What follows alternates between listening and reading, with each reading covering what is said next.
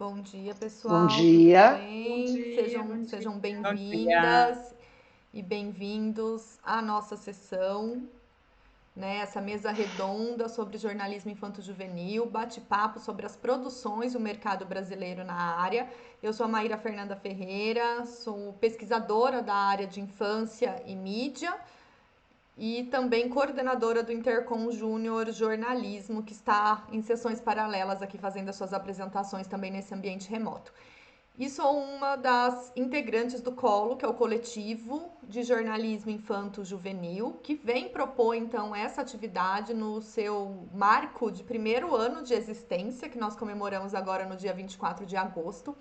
Então, nesse marco de um ano, nós estamos propondo um diálogo com pesquisadores, com estudantes da área que têm esse interesse no jornalismo infanto-juvenil para conhecer com colegas maravilhosas que aqui estão, que defendem o jornalismo infanto-juvenil e querem de fato fazer com que esse mercado ele seja muito produtivo para quem faz esse jornalismo e principalmente para as crianças e adolescentes que são o público-alvo desses veículos.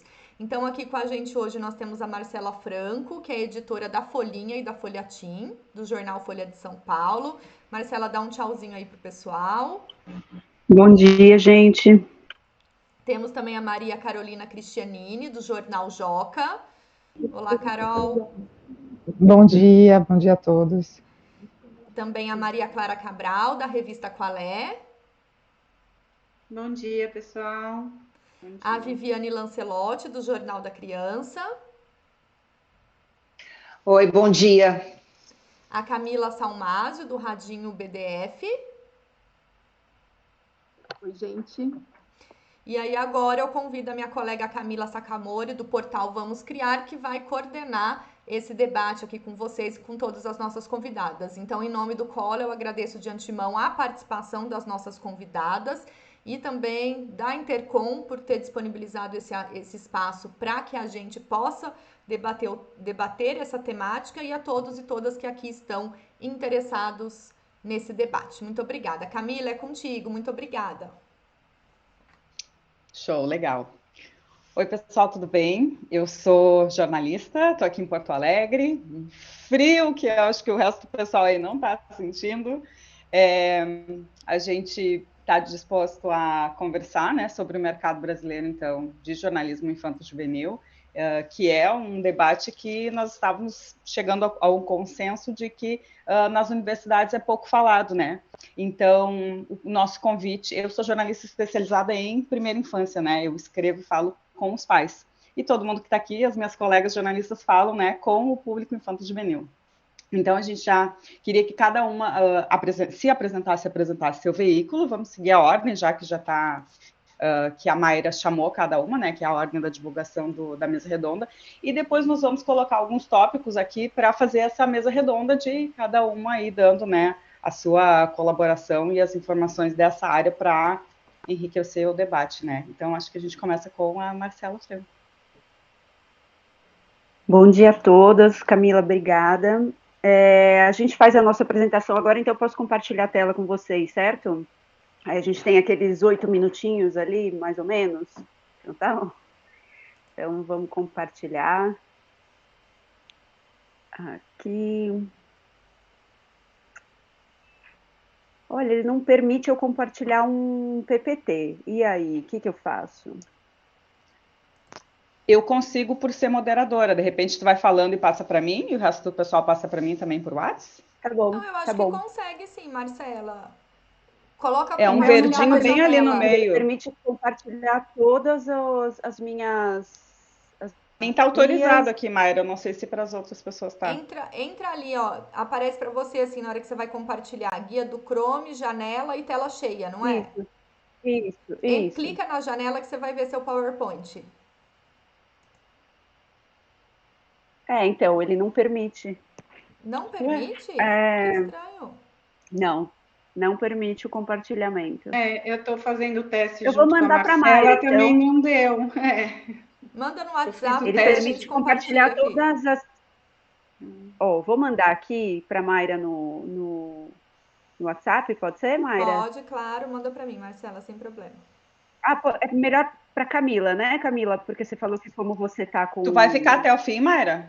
Vou ficar aqui sim, fica tranquila. Se precisar, então eu faço tranquilo. isso. Achei que tu tava só Então, se pronto. dividindo para ir na outra. Tá bem. Não, Mas já no me grupo Então, todo liberei mundo lá tá na Mayra, tô te outra, fica mandando tranquila. aqui. Tá. Vou te mandar aqui, deixa eu fechar aqui, correndinho, vamos lá. Bom saber que não foi só comigo, então, porque eu achei que eu tinha sido premiada. Vamos lá.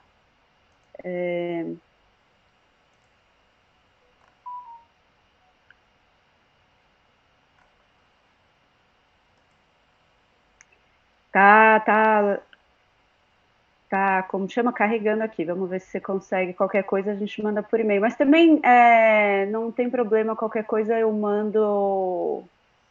Eu faço aqui freestyle, não tem problema. Porque ela é gigante, né? PPT é super pesado, então.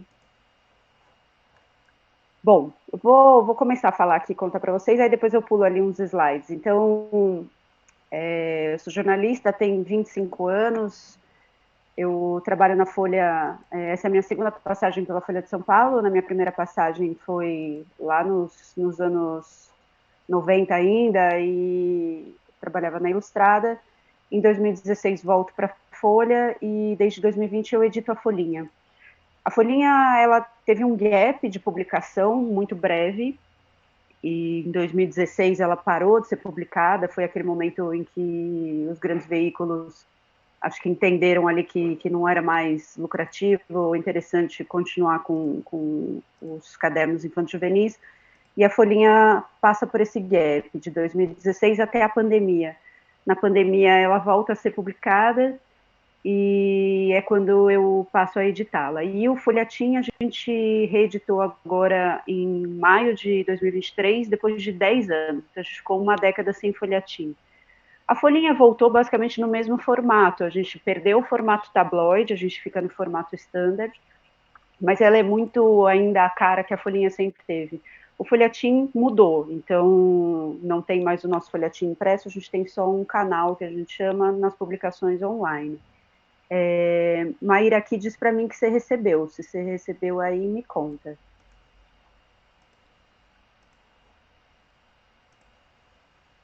Tá por aí? Recebi sim, eu já vou compartilhar aqui. Ah, legal.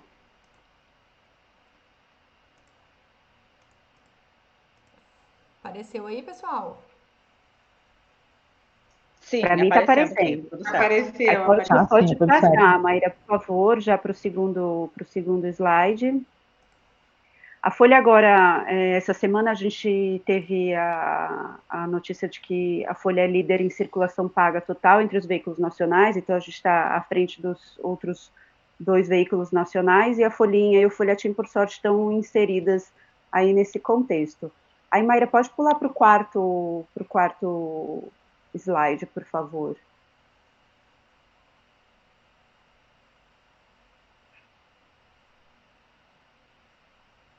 Esse, Marcela? Para mim está no segundo ainda, o quarto. Um antes desse, por favor. Se aparece ali os numerinhos para você, legal. Então a Folhinha está comemorando agora 60 anos, a gente está programando para o final de semana que vem, sem ser esse agora, o seguinte, a gente vai ter uma edição de aniversário, em que a gente vai poder desfrutar do formato tabloide de novo, que me é muito caro, eu sinto muita falta. A gente fica naquele formato macarrão, como eu falei, o standard, que é aquela página que já vem destacada da gráfica, mas eu sinto muita falta do jornal pequenininho, porque eu acho que faz todo sentido com a proposta do caderno, né? O slide 5, por favor, Mayra. Ele não tá passando? Não. Tá com um eu acho que delay. pode deixar mesmo. Pode. Esse é o folhetim, como eu falei para vocês, que teve aquele gap. Pode deixar no 6, Mayra, por favor. Ele tem um delayzinho, né, eu acho. Mas não tem problema. Pode passar para o próximo, para o 6, por favor. Vê se ele vai aparecer aí. Tá. No 6 eu vou falar sobre o que a Folhinha tem de novo. porque ela volta, né, com essa repaginação aí nessa mudança de formato, e durante a pandemia foi se testando o que ainda era bacana de manter do formato anterior, o que era legal de trazer, e a gente trouxe algumas novidades. As principais novidades são essas aqui. Então, a gente tem os selos de leitura, que são gravatas e pés biográficos que a gente usa tanto no online quanto no impresso, que oferecem uma indicação de leitura para a criança. Então, quando a criança vê ali, deixa que eu leio sozinho, ou todo mundo lê junto, ela entende que é uma leitura autônoma, ou que talvez seja legal que ela tenha ali por perto um responsável, um adulto, para que possa tirar algumas dúvidas durante essa leitura dela, mas nunca a leitura é indicada para um adulto fazer por ela. É sempre uma leitura autônoma, com ou sem esse acompanhamento, nunca é uma mediação de leitura. A gente tem também o colunista, que é o Marcelo Duarte, do Guia dos Curiosos, que a gente trouxe para cá também no meio dessa pandemia. Ele assina a coluna O Curioso, que tem curiosidades. E a gente tem uma parceria com o INPA, que é o Instituto de Matemática Pura e Aplicada do Rio de Janeiro, que a gente traz os passatempos, que são desafios de lógica e de matemática. Pode passar para o próximo, por favor, Mayra.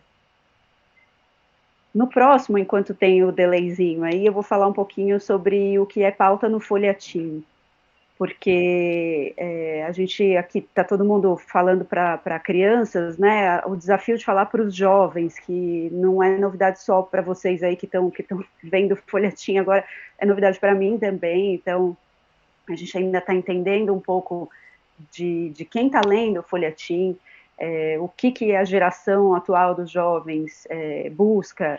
É completamente diferente do que a gente fazia no folhetim de antigamente, né? Os hábitos de leitura de jornal mudaram completamente, a gente tem o advento das redes sociais, mas o que eu entendo do folhetim é que a gente não está tentando competir com rede social nenhuma.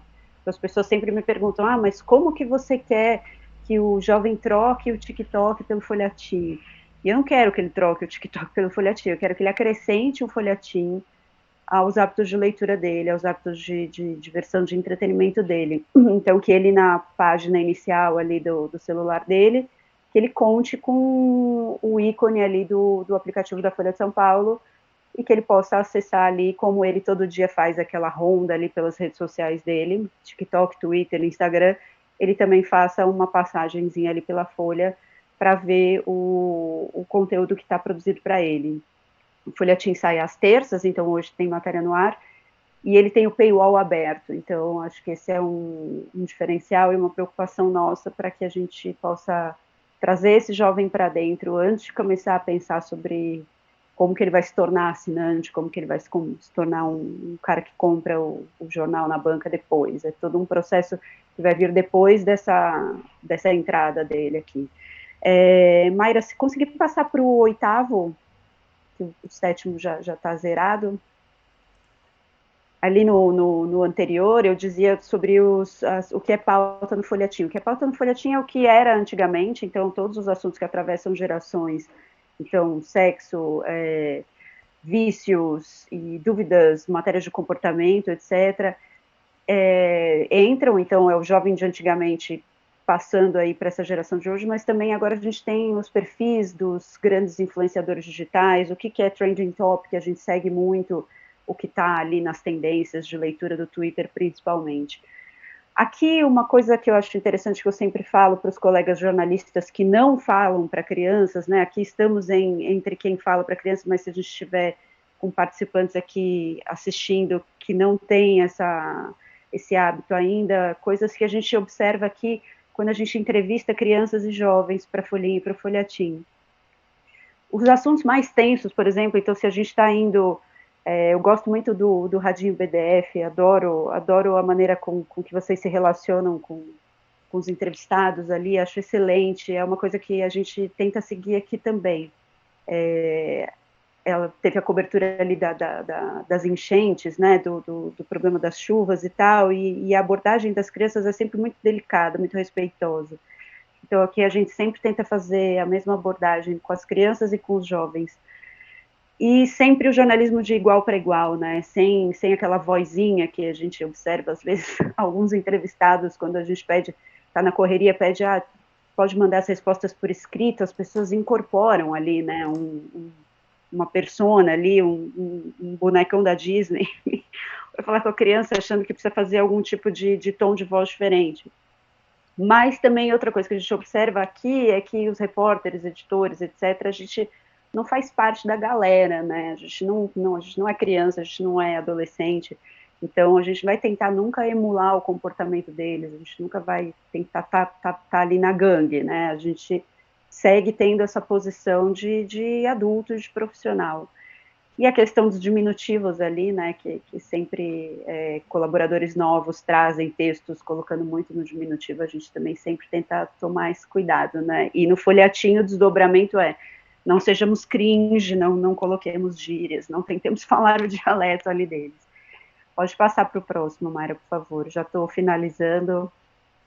Vou roubar só esses 2 minutinhos aqui, só por conta do problema da apresentação. E sobre a linguagem dos 2 cadernos, pode passar para o 10º, por favor.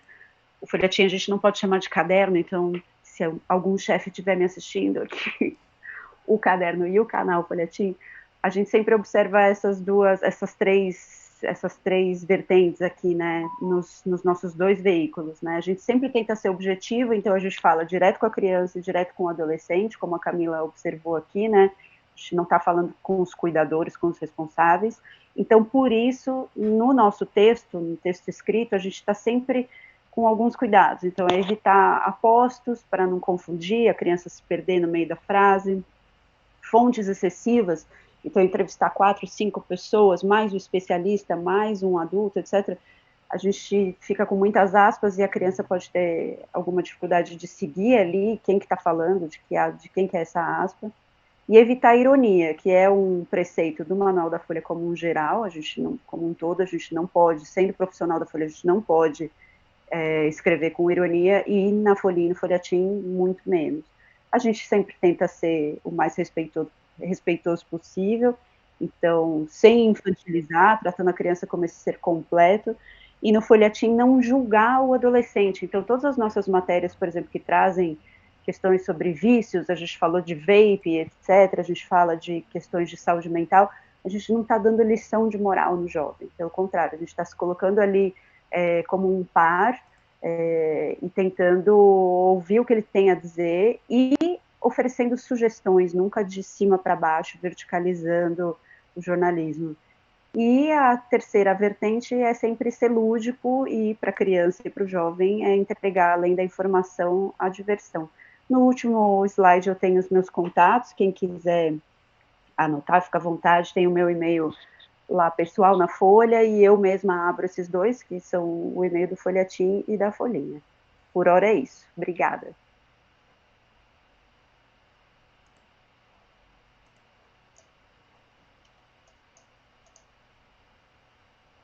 Apareci de volta aqui. Que legal, Marcela.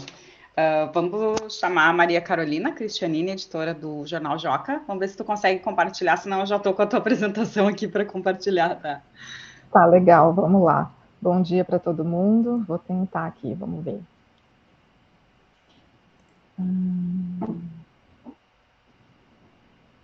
Feito. Apareceu? Apareceu. Então deu certo. Acho que eu não vejo vocês fazendo isso. Se eu fizer assim, eu vejo. Vocês estão vendo ainda?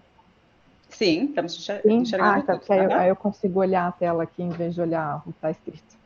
Bom, em primeiro lugar, bom dia para todos, para todas. Eu sou a Carol, sou editora-chefe do Jornal Joca. Me apresentando primeiro, eu sou jornalista há 20 anos. Desses 20 anos, 15 são dedicados ao jornalismo infanto-juvenil. Eu também sou jornalista amiga da criança pela ANDI. Os meus primeiros 10 anos de jornalismo infanto-juvenil foram na revista Recreio, onde eu fiquei de 2008 a 2018. E em 2018 eu vim para o Joca, onde estou há 5 anos como editora-chefe do jornal.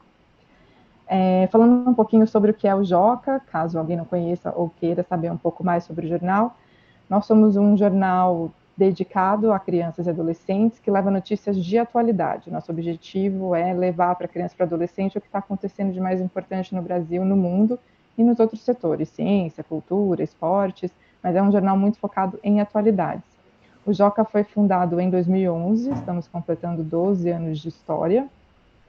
É um jornal tabloide, a Marcela estava falando sobre essa coisa do tabloide, né? Eu concordo com ela, que o Standard parece que na mão da criança fica uma coisa gigante, né? O tabloide é mais confortável.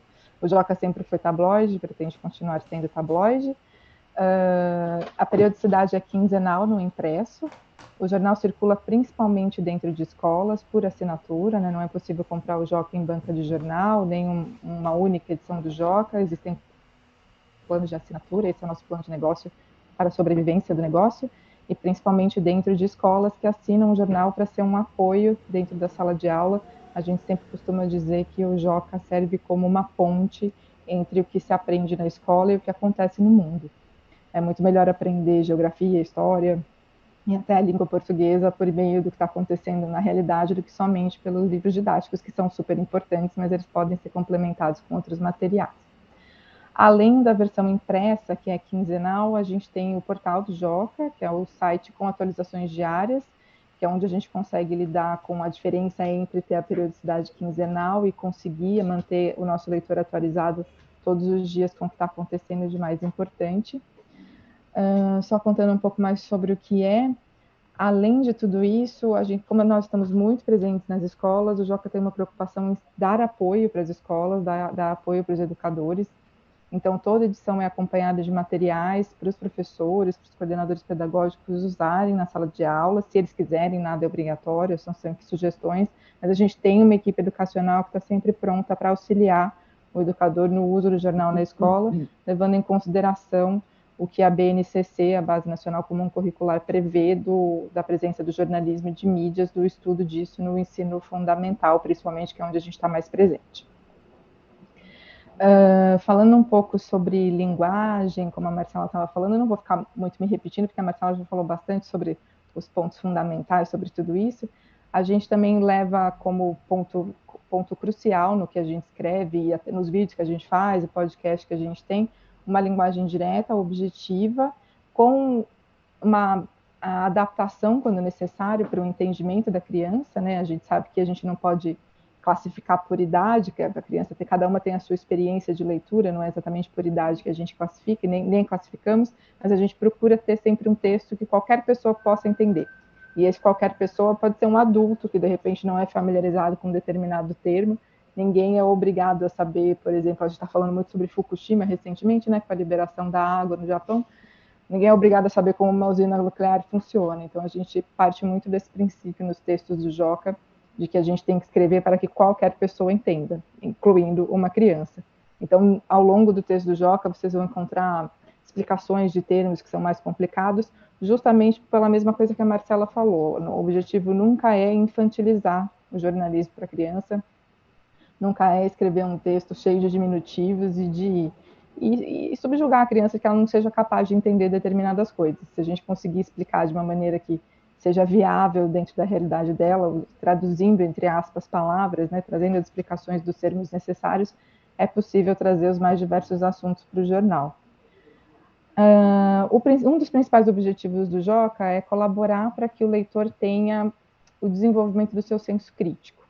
A gente acredita, em primeiro lugar, o direito à informação a criança já tem, né? A gente não está fazendo nada mais que a nossa obrigação, que está previsto no ECA, e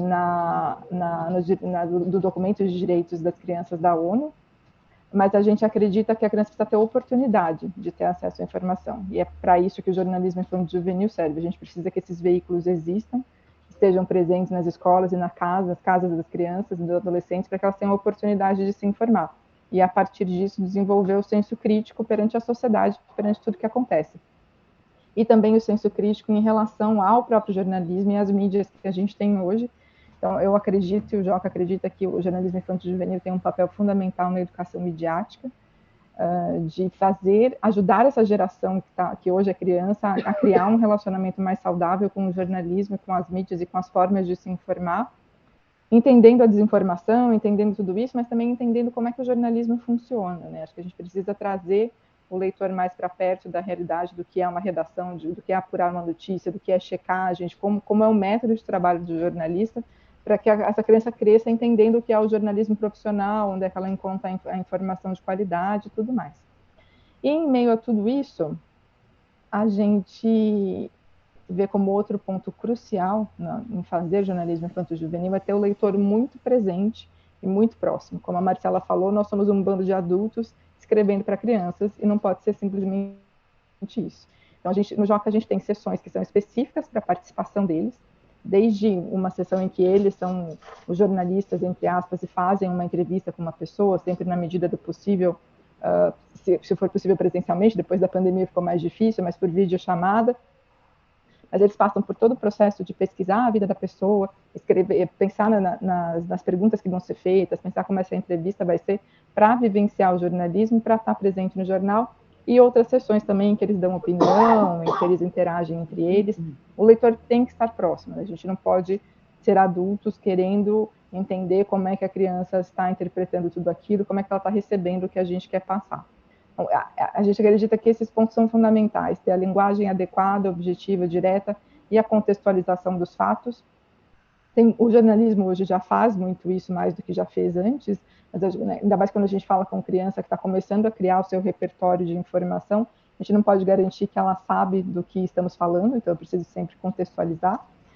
E ter o leitor muito perto e muito presente para que aquele seja um produto feito para ele, mas também feito em parte por ele, na compreensão de como é que ele está recebendo tudo isso. Só trazendo alguns números para finalizar, que vocês estão vendo aí na tela. O Joca hoje tem mais de 310 mil assinantes, entre impresso e online. A gente está presente em 11 redes públicas de ensino, nas escolas públicas e também nas redes particulares, nas redes privadas de escolas. São mais de 1.200 escolas no total, 24 estados mais o Distrito Federal, e mais de 500 mil estudantes impactados, porque algumas vezes o jornal circula para mais de uma pessoa do que previsto, especialmente dentro de escolas públicas que fazem o compartilhamento dos exemplares que são assinados para aquela determinada escola. Então, acaba atingindo mais do que o número de assinantes exatamente. Mas é isso, eu não quero me estender mais para não tomar o tempo de ninguém e a gente vai conversando ao longo dessas 2 horas. Que legal, Carol. Não, tá ótimo. Vários tópicos a gente vai abordar depois na mesa, né? E vamos chamar aqui a Maria Clara Cabral, da Qual é? Eu tô com a tua apresentação aqui também, se tu não conseguir compartilhar. Me sinaliza. Vou tentar aqui, tá? Muito obrigada. Vamos tentar. Espera aí.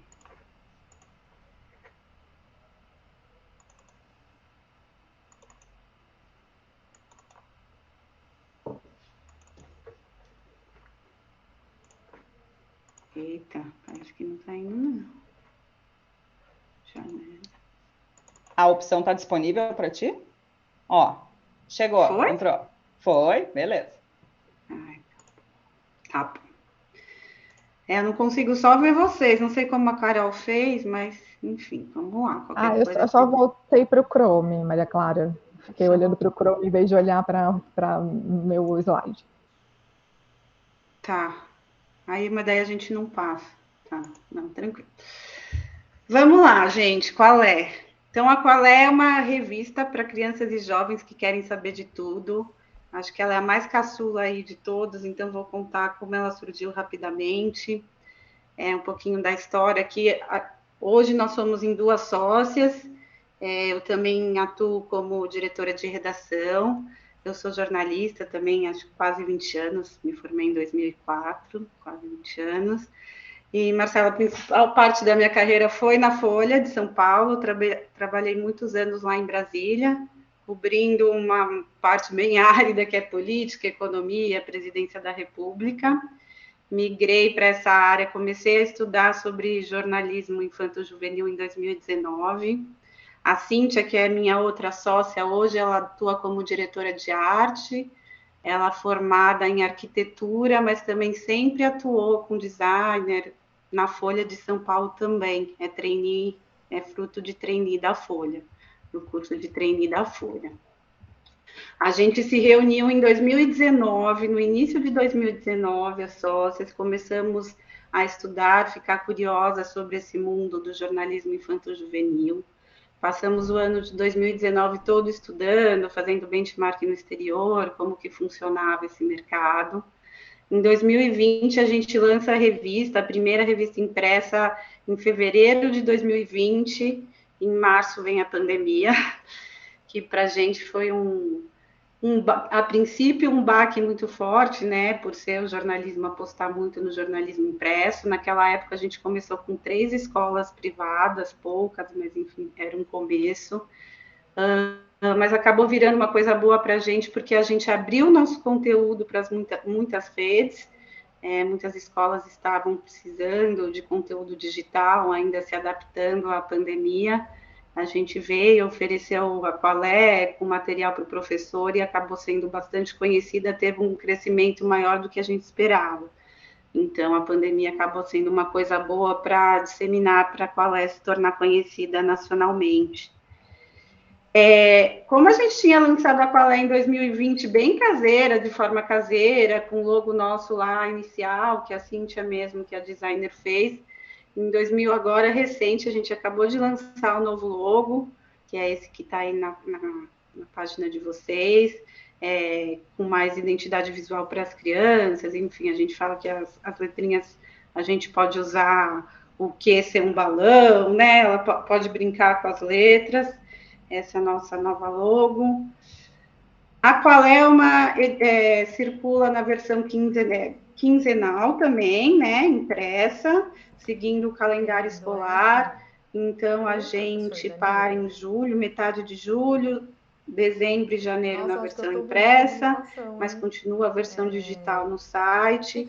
E como a Carol já falou também, vendo um material de apoio, todas as edições vêm acompanhada com material de apoio ao professor em todas as edições. São sugestões que eles podem usar cada uma das reportagens, das matérias, de acordo com a faixa etária, como trabalhar em sala de aula, né? A Qualé, a proposta é de ser uma revista mesmo, tá? Então, a gente trabalha com reportagens, a gente trata, assim, de temas hard news, esse jargão todo mundo aqui conhece, as notícias quentes que estão acontecendo aí no Brasil e no mundo, mas a gente trabalha muito com reportagens mais estruturadas. Cada reportagem de capa nossa são 4 páginas.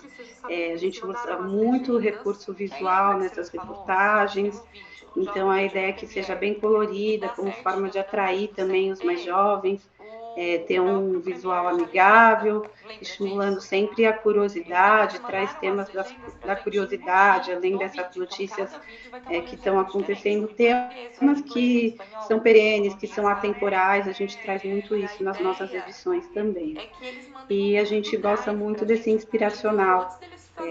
Além da criança ser protagonista, ela vê o seu par de forma inspiradora, para poder se reconhecer ali na revista e ter essa vontade de ler, fisgar esse jovem, esse estímulo à leitura, ao jornalismo, como um todo, ele se vendo e se reconhecendo e tendo inspiração ali dentro da revista.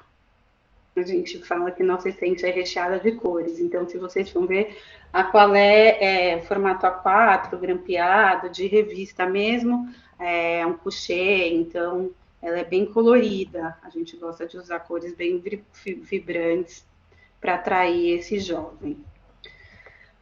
A gente também fala que, como as meninas já falaram, aqui a gente trabalha com as notícias das hard news e temas, todos os temas, né? As crianças precisam ficar bem informadas e saber desde um esporte, que é coisa que eles gostam muito, quando sai revista sobre a Copa do Mundo é um sucesso, mas também falamos de política, coisas que estão acontecendo no mundo mais pesada.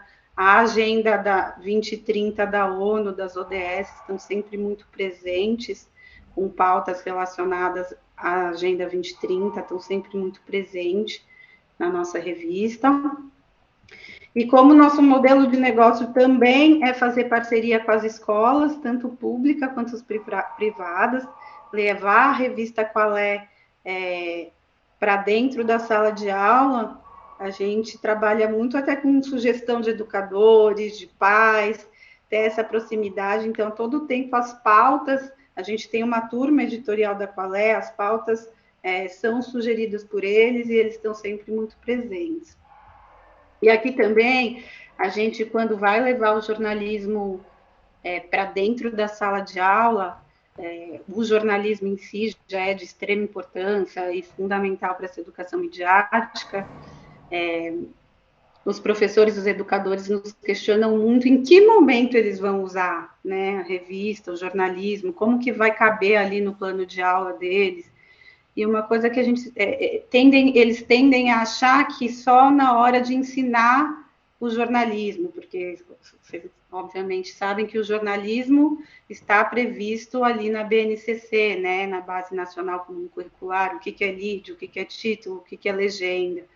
Mas, para além disso, o jornalismo pode interagir, pode transpassar todas as matérias do currículo escolar, né? Ela é interdisciplinar.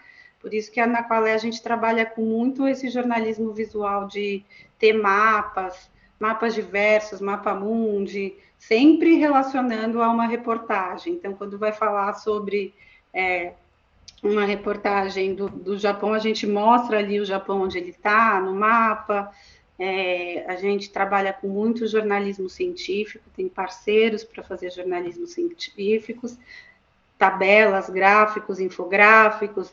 Então, a gente procura diversificar bastante também para atrair diversas faixas etárias. Sempre tendo no jornalismo a matéria, seja ela fria ou quente, né, o hard news ou a matéria mais fria, como pano de fundo e trazendo esses elementos juntos, tá? Acho que é isso. Foi mais rapidinha, mas a gente continua aqui para a gente conversar sobre o assunto depois. Que bacana, Maria Clara. Super legal. A Viviane Zanardo, editora do Jornal da Criança. Estou com a tua apresentação aqui também. Vamos ver se tu consegue compartilhar. Então, eu não vou conseguir compartilhar. Eu acho que o meu navegador não ajuda muito. Ele não é o Chrome, é o Safari. Já vou tentar aqui então, nem te preocupe. Tá aqui. Bom, pessoal, bom dia. Em primeiro lugar, queria agradecer a todos aí por ter essa oportunidade de apresentar o Jornal da Criança. Ele nasceu em 2019, por uma vontade minha de que minha filha ela tivesse mais contato, né, com o jornalismo. Teve uma vez ela recebeu como atividade da escola fazer uma leitura compartilhada com a família. E eu vi que ela estava completamente dispersa, ela segurava o lápis, ela jogava de um lado para o outro e ela não prestava atenção em nada do que eu falava, né? E eu fiquei muito preocupada com isso, porque eu sou jornalista, né? E eu sei o quanto é importante a gente aprender por meio das notícias. Meu avô foi assim, a minha avó foi assim. Eu lembro nessa época que ele assinava o Estado de São Paulo e também passou um tempo, ele passou a assinar a Folha de São Paulo. E era um ritual, assim, na minha família, todo mundo compartilhava os cadernos e devorava os cadernos, a gente acompanhava as notícias por ali, né? Sabemos bem, né, que de 30 anos para cá mudou bastante, né? Principalmente a forma como a gente se comunica, né? Devido às redes sociais, à internet, né? A gente está todo mundo muito conectado. E eu acredito que isso também é um grande problema, porque todos nós devemos nos reeducar, né, midiaticamente falando, porque não apenas as crianças, mas também os adultos, né, ficam um pouco perdidos com relação a essa questão do que é certo, do que é errado, do que é notícia, do que é fato, do que é boato, né?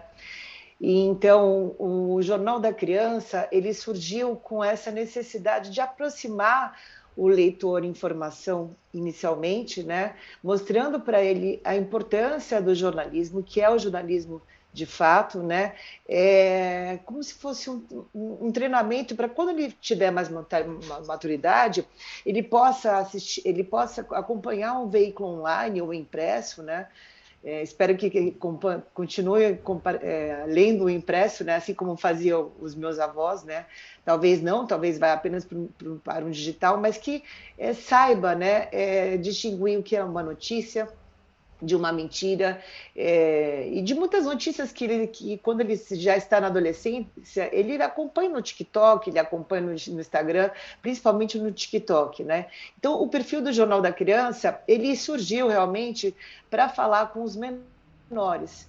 mas a gente trabalha com uma linguagem tão gostosa e tão fácil, né, que acaba, assim como a própria Maria Carolina falou e a Maria Clara da Qualé, que é um veículo que acaba sendo muito aceito também pelos jovens, né? Eu digo mais pelos pré-adolescentes, pelo nome mesmo que ele leva, que é o Jornal da Criança. Então, o adolescente, geralmente, ele também fala, eu não sou criança, mas um pré-adolescente não se importa muito, tá?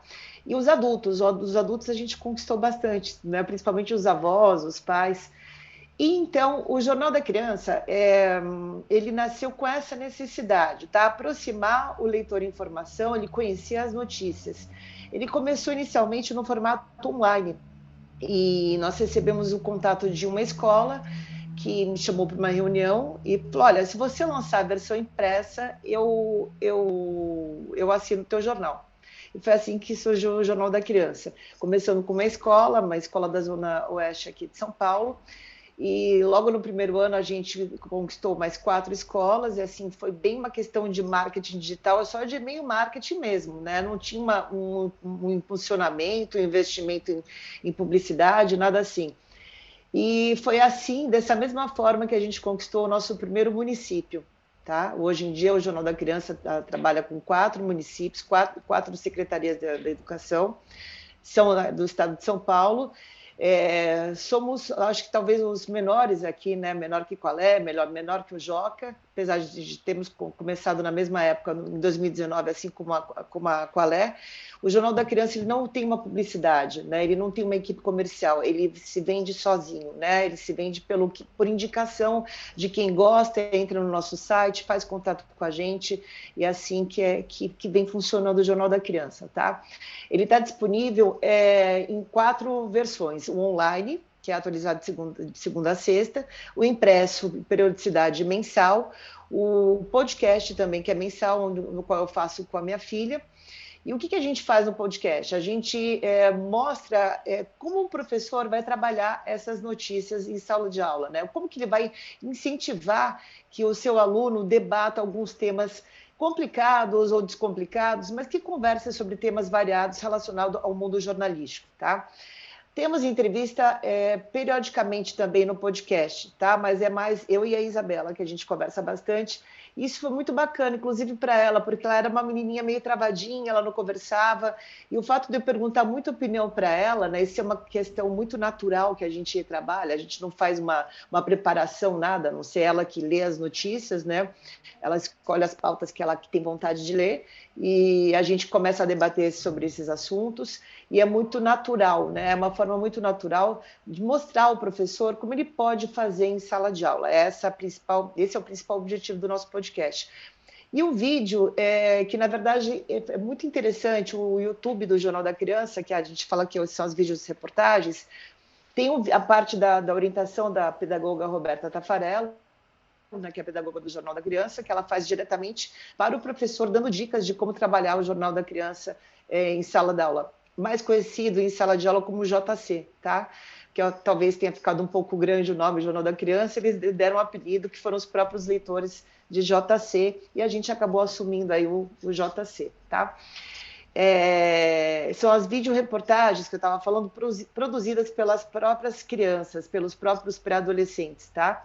Com o apoio do Jornal da Criança. Então, é um trabalho bem interessante que a gente vem realizando, e a gente percebe assim que eles ficam muito engajados, porque da videoreportagem acaba se transformando também em reportagem para o impresso e também para o online, né? E a gente percebe que esse engajamento do vídeo tem sido muito bacana, porque eles colocam realmente a mão na massa, né? Eles conseguem entender como é que é o processo de produção de uma pauta, a importância de procurar as fontes oficiais de informação, né? O que deve ser falado, né, nessa videoreportagem, qual que é o objetivo dessa matéria, né? Então eles acabam participando desse processo todo, né? Inclusive da filmagem, né? Da postura do vídeo. Então a gente consegue desenvolver diversas habilidades ali com a turminha, porque nem todo mundo gosta de falar, né? Mas tem o que gosta de operar, por exemplo, a câmera, o que gosta de escrever, o que vai fazer a produção daquela pauta, né? Então, a gente consegue desenvolver diversas habilidades ali ao mesmo tempo, e esse mesmo material acaba rendendo pauta ou melhor, ele acaba se transformando no impresso, né? O que é muito bacana também é assim, dentro do Jornal da Criança, a gente escuta muito a vontade deles, né? O que eles querem falar, o que eles querem escrever. Então, tem dois lados do Jornal da Criança. Um que é pautado por nós, porque é pautado na factualidade dos assuntos, onde a gente tenta fazer sempre um trabalho relacionado a o que é interessante aprender em sala de aula, né? Com enfoque muito nas disciplinas escolares, e o que tem muito a ver com a factualidade daquele assunto, né? Lógico, por exemplo, pegando um 7 de setembro, o Dia da Consciência Negra, né, trazendo essa factualidade para dentro do Jornal da Criança, mas também alguma coisa que aconteceu, que é de extrema importância a gente está reportando, isso também não deixa de estar nas nossas páginas, e trazendo esse aluno para debater sobre esses assuntos, né? Então, o que você achou disso, né? O que você gostaria de perguntar para uma fonte de informação oficial sobre esse assunto? Porque, às vezes, não me cabe fazer, ou só os nossos repórteres fazerem essas perguntas, né? Se o jornal é feito para eles, então eles devem formular essas perguntas, e a gente trabalha dessa forma no Jornal da Criança. E também tem um lado que eles fazem as próprias sugestões, né? Das pautas e das próprias perguntas. Eu gosto de falar bastante, eu não consigo acompanhar as apresentações nunca. Obrigada, Camila, por você estar passando. É a Camila Maiara que está passando. Eu vou falar um pouquinho das nossas editorias, né? O nosso carro-chefe aí é o meio ambiente, né? A gente traz muito aí a questão do meio ambiente, que acaba envolvendo muitas editorias, não só o Brasil, mas como o mundo também, né? Mas é bem focado no meio ambiente. Ciências, tecnologia, cultura, Brasil, mundo, economia, que a gente sempre traz a questão da educação financeira e os próprios exemplos, né, do dia a dia dos nossos leitores com relação a essa importância do olhar da educação financeira. A coluna do Mike, que é a nossa mascote, ou que é o cachorrinho, ele é a opinião. Né? Ele traz a opinião dele sobre as pautas que foram destaques nessa edição mensal, mas com uma pitada bem engraçadinha, bem assim, com uma visão canina. Nada no diminutivo, viu, pessoal? Né? A gente também não tem aquela coisa do cachorrinho, do mimizinho, a gente não faz isso no Jornal da Criança. Tá? Mas ele traz uma irreverência, um olhar crítico e com uma visão canina. Né? Ele faz sempre uma comparação com o ossinho dele ou com a bolinha que ele gosta. É bem engraçado e assim, não é nada que faz o leitor pensar mal de alguma coisa. Né? O que ele fala que é bem claro, né? É porque ele fala, eu penso, eu gosto, eu prefiro, é sempre na primeira pessoa, né?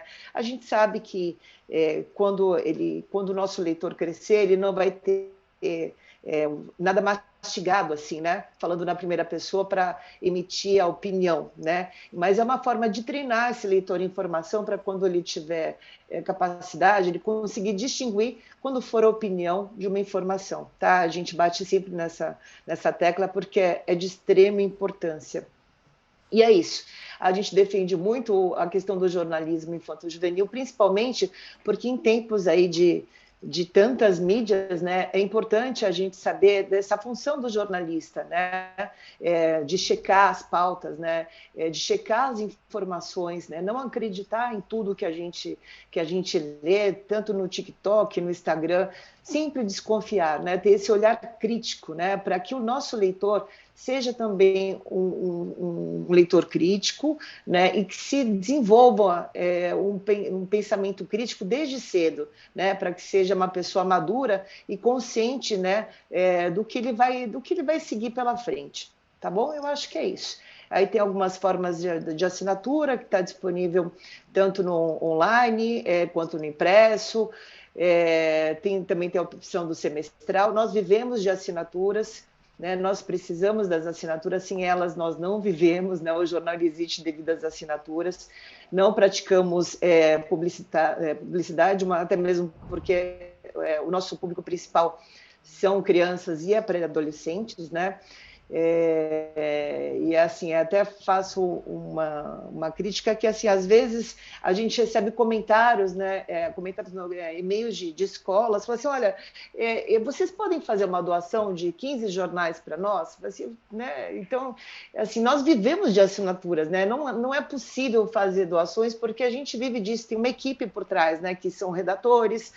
A nossa equipe é relativamente pequena, mas a gente tem redator, tem a pessoa que trabalha na parte da redação, tem a revisão, tem a diagramação, né? Tem a edição de imagens. Então, assim, é um trabalho que é remunerado, né? Então, essas assinaturas, elas servem para bancar todos esses custos, né? Que é o que faz parte de uma redação. A diferença de uma redação de um grande veículo, por exemplo, como a Folha de São Paulo, um Globo, é que eles têm publicidade, né? Porque o público são os adultos, né? Que é permitido esse tipo de publicidade. Já os veículos direcionados para crianças e adolescentes, eles não podem ter publicidade, né? Então, eles vivem basicamente de assinaturas.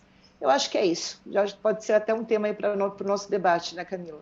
Falaremos de monetização na sequência, né? Obrigada, Vivi. Vou chamar minha xará, Camila Salmásio, do Radinho BDF. Tá por aí? Oi, vamos ver se tu consegue compartilhar a tua apresentação. Vamos. Mais do que jornalismo infantil juvenil, o Colo tem Camilas, né? Então... Camilas, Marias. Mairas, Maiaras também. Acho que foi, né? Foi, estamos vendo aqui. Uhum. Então, vou me apresentar, aproveitar, né? Primeiro slide para me apresentar. Então, eu sou Camila, estou no jornalismo há 15 anos, trabalho no Brasil de Fato, né? Então, diferente da maioria das publicações, o Radinho ele é um produto dentro de um jornal maior, assim como a Folha. Estou lá no Brasil de Fato desde 2017, né? Sou editora de rádio, sou especializada em mídias sonoras, então o Radinho também partiu aí um pouco dessa experiência. Sou mãe de 2 crianças.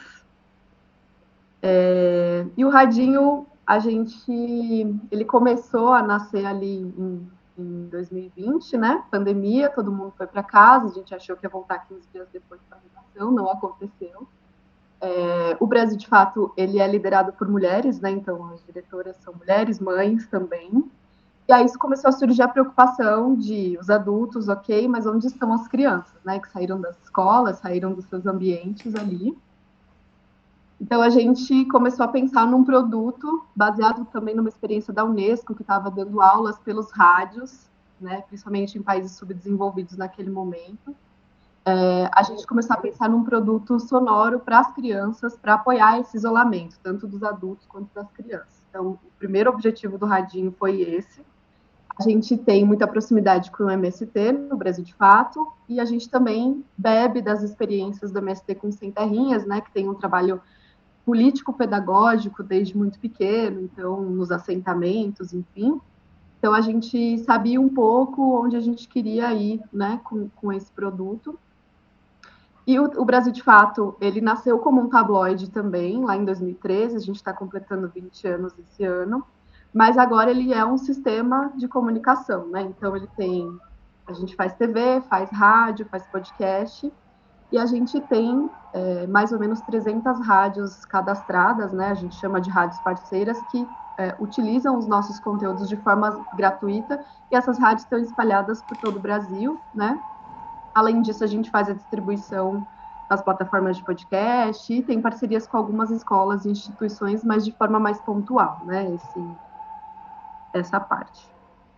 Então, o objetivo naquele momento era garantir informações adequadas, né, sobre o que estava acontecendo.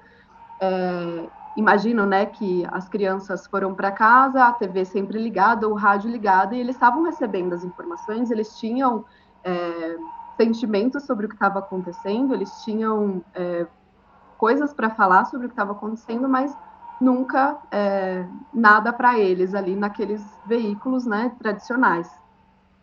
Mas a gente queria falar com esse público sem perder também a ludicidade, né? Então, eu recebi o desafio de montar esse produto, de pensar na cara dele, em como ele seria.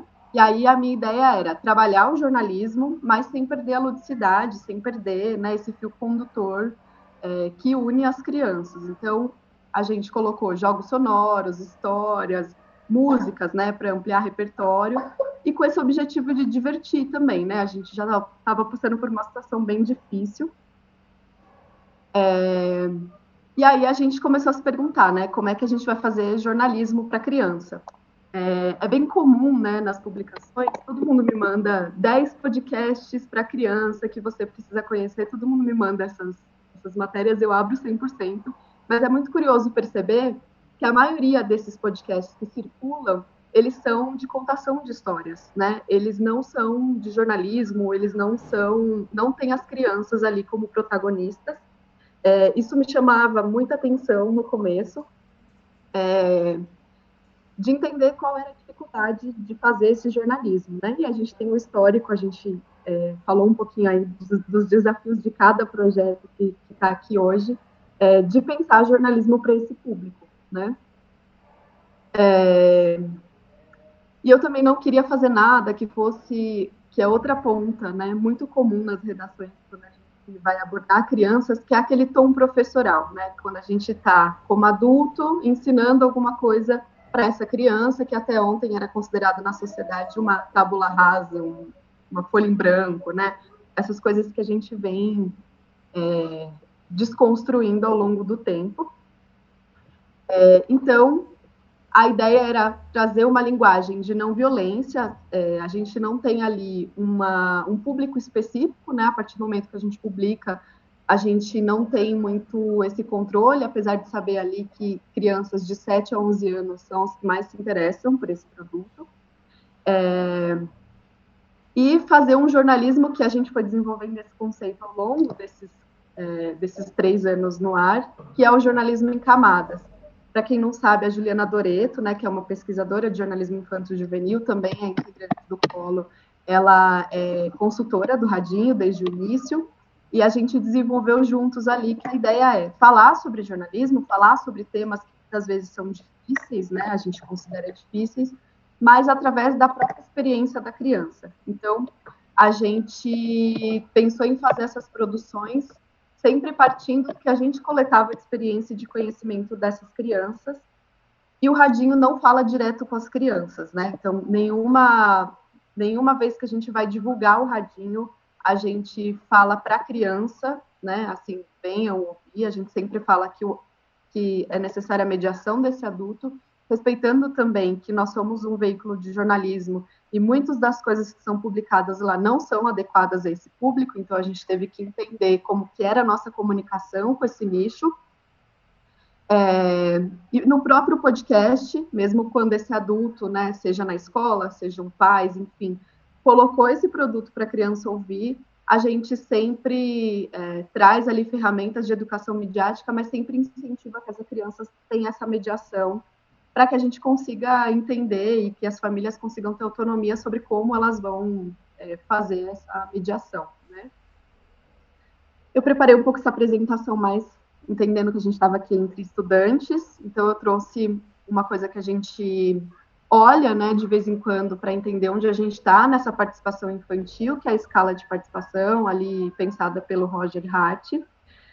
Não vou entrar aqui em grandes detalhes porque não dá tempo, mas entre uma participação manipulada, que é aquela que a gente fala para a criança o que ela tem que exatamente falar, a gente grava ali bonitinho, ou decorativa, né, que muitas vezes a gente vê num palanque político, aquelas crianças figurantes ali atrás do político, a gente entende que a gente está ali na 5, 6, que é não só de consulta para qual é o tema que a gente precisa abordar agora, o que a gente quer falar, mas como que esses entrevistados, né, essas crianças, decidem sobre qual é a condução desse tema ali dentro do episódio. Aí aqui, né, alguns exemplos de episódios que eu queria trazer, e essa é a parte sempre tensa da apresentação, porque eu quero colocar um trechinho e o áudio nunca aparece.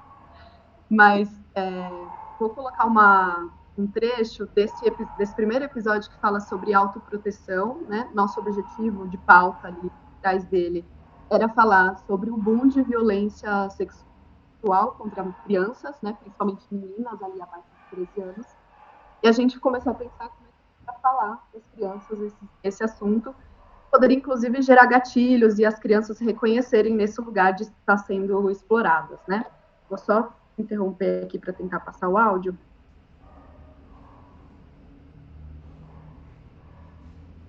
Vamos ver se vai dar certo.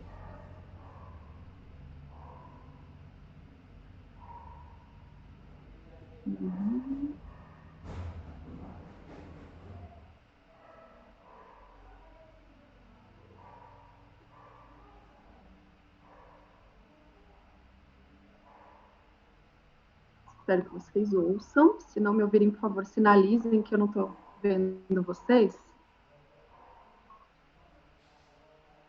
Dá para ouvir? Não tá tocando aqui para mim, não. Não, aqui também não. Não, né? Não. Nunca funciona. É a parte tensa. Sempre. Eu posso passar depois, mas esse episódio a gente escolheu começar falando sobre o corpo, né? Que era o primeiro instrumento que era comum para todas essas crianças. Então, a gente explica ali que o corpo, ele tem sentimentos, ele tem sensações, a gente fica com vergonha, fica curado, quando a gente dança, fica cansado. Para as crianças, era esse primeiro contato, né, com as sensações. E aí a gente começou a investigar como é que as crianças se expressavam com esse corpo. Então, como é que você faz para cuidar do seu corpo, para ser saudável e tal. Em dado momento do episódio, a gente traz essa informação de que muitas vezes esse corpo pode ser machucado, e aí o que a gente pode fazer, que ferramentas a gente tem de apoio nisso. E é sempre muito interessante quando a gente traz episódios que, na minha opinião, são mais densos, assim, para conversar com as crianças, porque a gente fica com cuidados, né? Sempre, antes de falar com essas crianças, tem mediação do responsável, a gente tenta entender qual é a experiência daquela criança naquele assunto. A Marcela citou um episódio que a gente foi, depois da tragédia que aconteceu no litoral, a gente foi, né, conversar com as crianças como é que elas viram, né, essa situação, como é que elas vivenciaram esse dia. E é sempre muito interessante como elas estão, elas têm algo a dizer, elas têm, é como se elas estivessem preparadas para aquilo, necessitando ter esse canal de expressão, né? Então, mais uma vez, nesse episódio, as crianças já sabiam falar muita coisa, já tinham ouvido muita coisa, mas nunca tinham tido certa oportunidade de consolidar isso numa expressão, né? A mesma coisa nesse radinho sobre racismo, enfim, a gente queria falar sobre aquela morte violenta do George Floyd, e nós escolhemos não falar do George Floyd nesse episódio. Foram as crianças que trouxeram a situação, porque eles ouviram no rádio, na TV, massivamente aquilo, e eles também acharam aquilo um absurdo, eles queriam falar o quanto aquilo era perigoso, né? A gente acabou entrando no episódio pela própria experiência deles.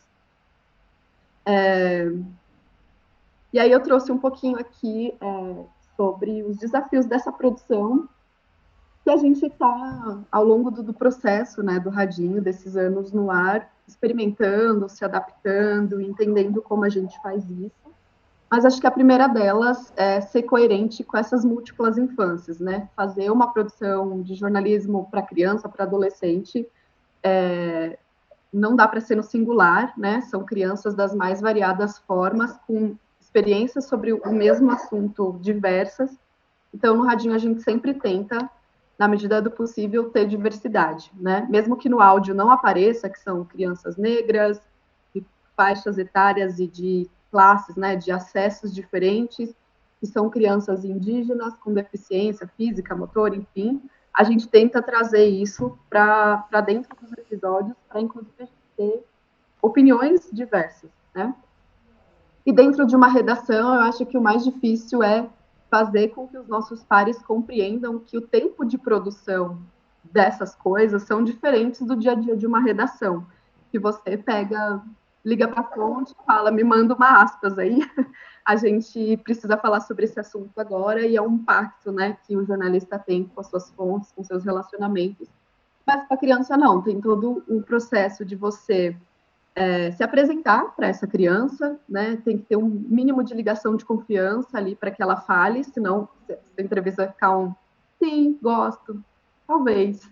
E só depois de um tempo é que ela vai se soltar e ficar aberta. Tem crianças que já falam imediatamente, mas tem crianças que não.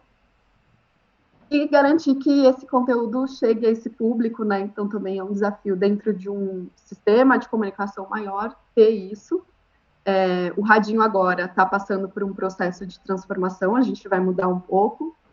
Uma das coisas é que ele vai ser de temporada, muito para atender esse tempo diferente, para a gente trazer coisas mais qualificadas. E a gente vai iniciar o nosso conselho oficialmente, né? A gente tem consulta com crianças específicas, esporádicas, mas agora esse conselho ele vai ter uma certa veia editorial que parta dessas crianças, né? Esse conselho rotativo, para que a gente consiga fazer coisas mais de apoio e fazer crescer o Radinho para dentro também, né, transversalmente, editorialmente no Brasil de Fato, enfim, nas nossas produções como um todo. Eu acho que é legal dizer aqui, né, deixar registrado para os estudantes de jornalismo, que eu acho que é bem importante que a gente pense o jornalismo para criança, envolvendo, incluindo, pensando, né, nessa escuta, para além dos veículos nichados, que a gente tem ótimos exemplos aqui, né? Inclusive estou muito honrada de estar aqui entre esses projetos profissionais, mas que, apesar de que a gente, enquanto colo ali, quer chegar no momento em que a gente seja óbvias, né? Assim, não precisa mais falar sobre isso, está todo mundo entendendo, as redações já estão dentro desse processo com mais naturalidade, mas acho que é um movimento particular de cada jornalista, de se entender ali também responsável, né, entendendo qual que é a possibilidade de inclusão, a possibilidade que aquele conteúdo seja acessível para todos, né, não só para as crianças, mas, neste caso, também para as crianças, que a gente consiga olhar para as infâncias, incluindo elas ali no nosso fazer diário da produção. Acho que é isso, a gente tem bastante coisa para falar por aí. Deixei aqui alguns contatos meus, e também do coletivo, que eu acho legal que todo mundo visite, conheça um pouco mais o nosso projeto aí, que está completando 1 ano. Verdade. Que legal, Camila. Que bacana. Eu vou dar uma acelerada, que nós temos só 45 minutos aqui, muita pergunta, né? Uma das pautas que surgiram quando a gente fez a nossa primeira conversa foi falar sobre a linguagem, né? Então, os desafios de se comunicar com esse público. Se todo mundo que tiver aqui quiser ligar a câmera para a gente fazer esse formato de mesa render, e aí não precisa nem levantar a mão para pedir, só liga o áudio e fala, né, o seu comentário, né? E me chamou a atenção que vocês falaram muito na questão de não usar, por exemplo, diminutivos, né? E nós, mães, por exemplo, já saímos do hospital sendo chamadas de mãezinhas, né? E chega a dar um negócio. E aí as crianças, para não infantilizar, a gente, na linguagem, na escrita, tenta não falar esse tati-bitati, essa linguagem também, né?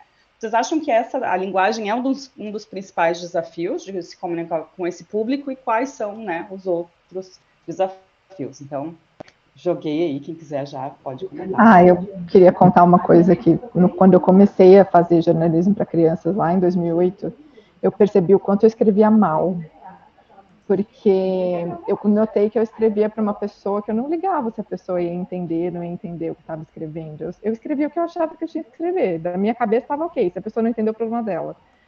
E aí, fazendo jornalismo para criança, eu acho que eu melhorei muito a forma de escrever, com esse olhar de o leitor entender o que eu estou escrevendo, da pessoa que vai ler o que eu estou produzindo, conseguir compreender o que eu quero passar.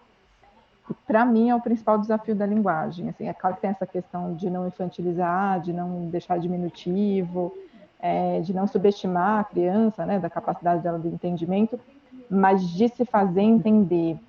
Ainda hoje, aqui na redação, a gente se depara com muito material, às vezes de tecnologia especialmente, que é um tema mais cheio de coisas técnicas, que a gente percebe que o jornalista escreveu sem entender o que ele está escrevendo.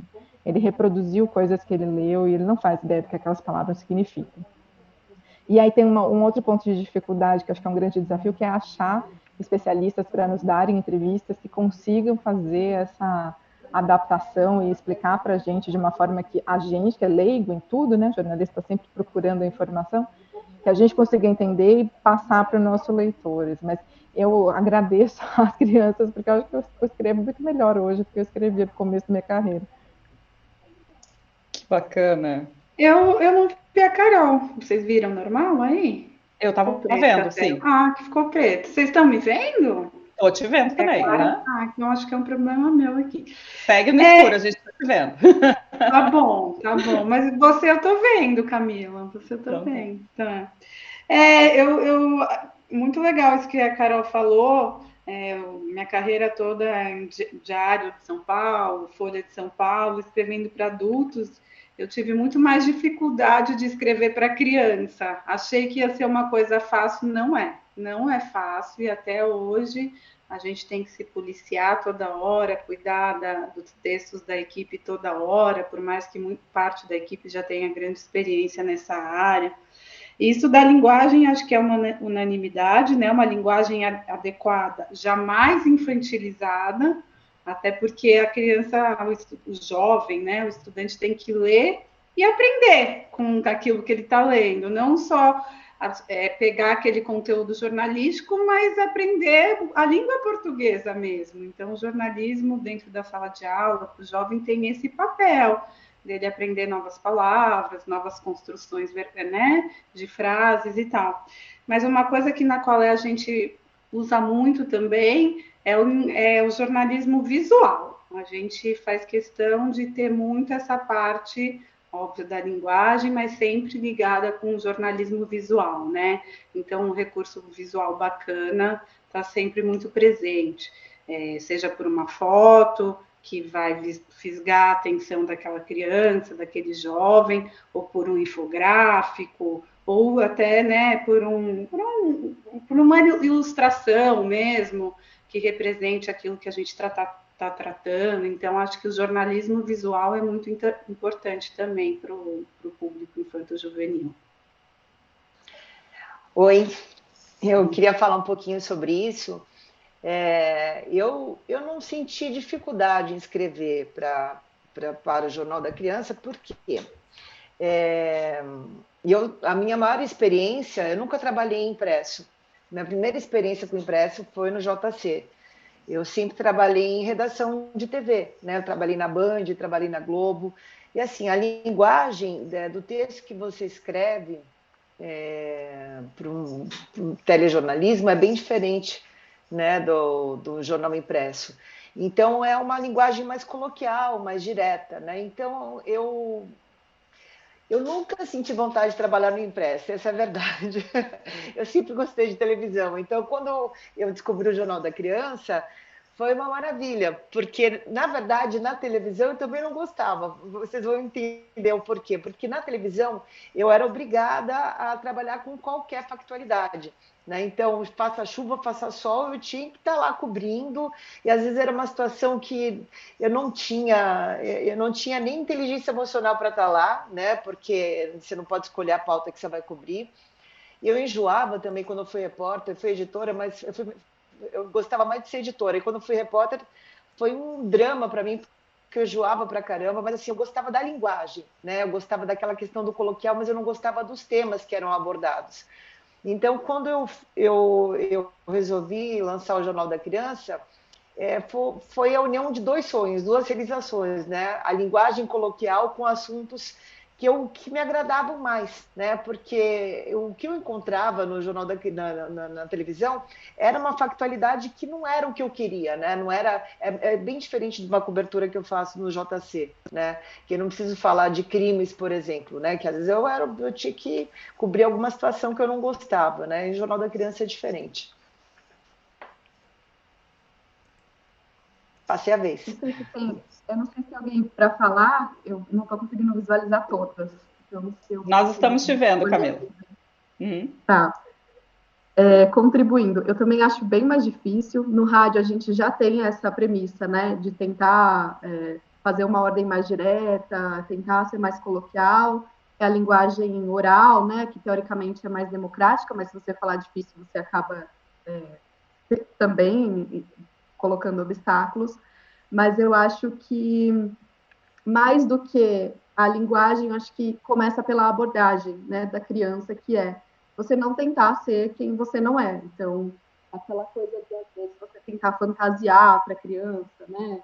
Já vi gente fazendo abordagens como, não, eu sou um super-herói, vim te consultar do espaço. Não, eu sou uma jornalista, o meu trabalho é esse, eu faço isso, e eu vim aqui falar com você sobre isso. Você quer falar comigo sobre isso, né? Então, trazer isso, esse acordo pré com essa criança também, para que ela consiga se soltar, né? E eu acho que não simplificar demais também, achando que essa criança, ou, enfim, que esse jovem não vai compreender, porque senão a gente cai no outro extremo, que é não dar oportunidade deles criarem repertório. Então, acho que existem palavras difíceis mesmo, que a gente fica ali, ai meu Deus, e agora? Quem tem filho sabe, né? Eles vêm perguntar uma coisa óbvia, assim, mas o que é saudade? Você fica, ué, saudade? Saudade é saudade. Aí você tem que buscar ali o seu próprio repertório, né? Mas você consegue ir falando as coisas difíceis e talvez trazendo ali um pouco mais de respaldo para que ele vá criando esse repertório, né? Acho que são dois extremos. Verdade. Marcela, é tu que está de mão levantada aqui? Não enxergo. Não, acho que não é. Não era eu de mão levantada, mas só para se você quiser passar para o próximo tópico, acho que uma colocação legal é depois que você começa a escrever para criança, é muito difícil você não escrever para criança. Então, se alguém te chama para colaborar com alguma outra editoria, tem que tomar muito cuidado para você não fazer uma folhinha na Ilustrada, sabe? Chamar para escrever em Poder e falar com a criança. Então, acho que é uma chave que vira na cabeça e que uma vez virada é difícil desvirar, sabe? E a Marcela, por tu estares na Folhinha e Folhetim, né? A gente estava comentando, eu e a Carol, a questão de que não é um nicho, porque são faixas etárias, essa pergunta é para todas, né?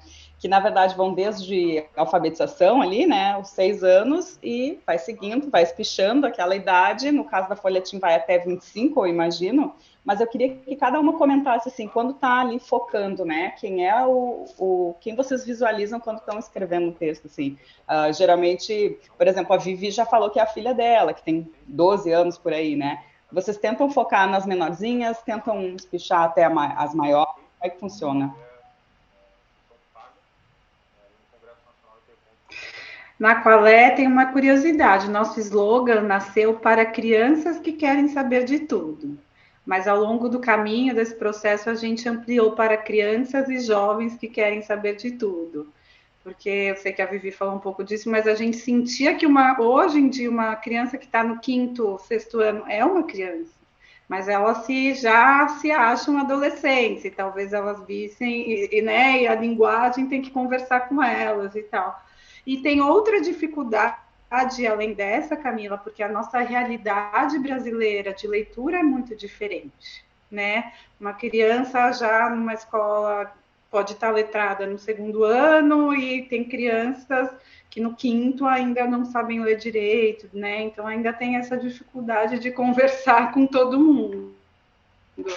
Então é um desafio constante. Essa é mais uma dificuldade. Então a gente tem que se fazer entender, mas ajudá-los a aprender também, né? Então tem que se policiar, pelo menos lá na nossa redação, a gente se policia a todo momento.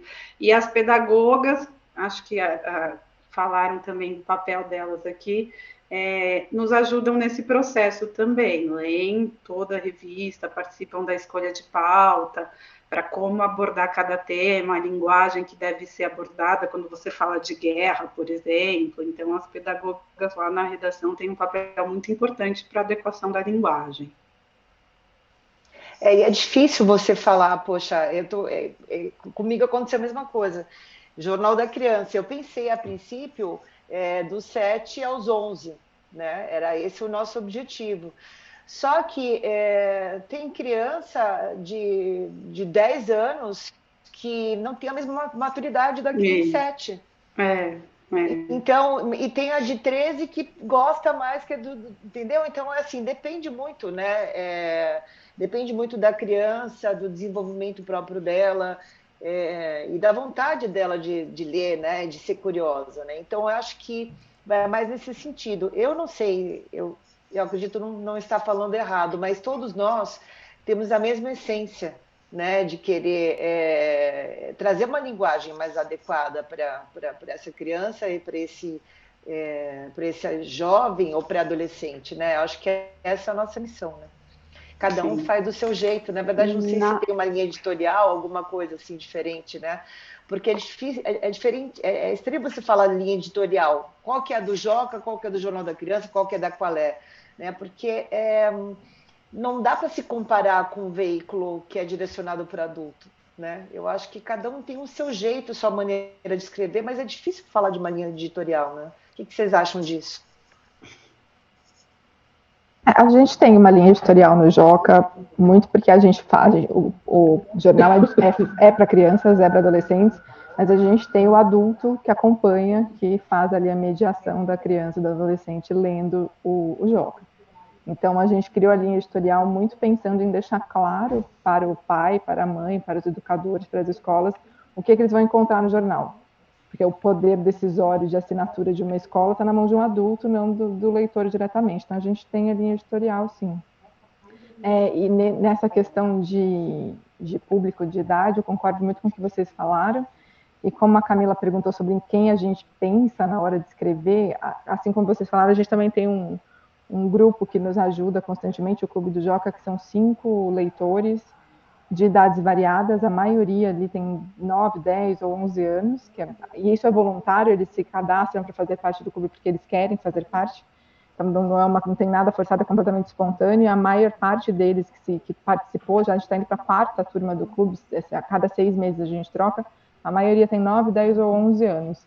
Então, se eu tenho que pensar em alguém, eu me lembro do Clube do Joca, mas como a Maria Clara disse, assim, as experiências são diferentes, as realidades são diferentes. A Maria Clara e eu estivemos em muitas escolas públicas recentemente para um evento da cidade de São Paulo, e é essa a realidade, você encontra crianças de 5º ano que não sabem ler, enquanto numa escola privada, no 2º ano a criança vai estar letrada. Então, é um desafio muito grande esse, da faixa etária gigantesca, e das realidades muito diversas em um país que regionalmente é diferente e que tem desigualdades sociais gritantes. Se ninguém tiver mais nada para falar das idades, eu vou pegar o gancho da Carol sobre a participação dos leitores, né? E é uma pergunta que o nosso coletivo, né, Juliana, beijos, iria amar. Como a participação, né, dos leitores, de ouvir as crianças, seja para sugestões de pauta, sejam como personagens, né, cases e fontes das matérias. Na Qualé a gente também tem a turma editorial da Qualé, voluntário, igual a Carol explicou, então a gente vai ter 10, hoje à noite tem uma reunião com eles, tem a primeira turminha editorial, eles adoram participar, e a gente acha fundamental, assim, a gente tem muitas sessões na Qualé, qual é da sua escola, qual é a boa, qual é a sua pergunta, que são sessões feitas para eles estarem presentes o tempo todo, perguntas enviadas para eles. Além da importância deles serem protagonistas, a gente acredita que aquilo também vai trazê-los para a leitura. Se você vê seu par ali, se você vê coleguinha, se você se reconhece, você vai querer ler. E a gente tem essa experiência muito clara de uma capa recente que a gente fez, que crianças reais, leitoras, assinantes da Qualé, que deram até autógrafo. Tinha gente, foram autografar a revista, porque elas saíram e tal, e tinha gente, colegas que nunca tinham lido a Qualé. E escreveram para a gente, meu amigo saiu, mandou cartinha. A gente também tem a sessão de carta do leitor, que é muito bacana. A gente também quer sair, a gente está lendo toda vez que chega aqui na escola, a gente está lendo a revista para ver se a gente também vai sair. Então, isso é muito importante, tê-los presentes, não só criticando, elogiando, sendo personagem, dando aspas, dando opinião, mas na sugestão de pauta também. Então, na Qualé eles estão totalmente presentes e a gente faz essa questão que eles estejam. Como eu disse na minha apresentação sobre o Jornal da Criança, sobre a participação dos alunos, né?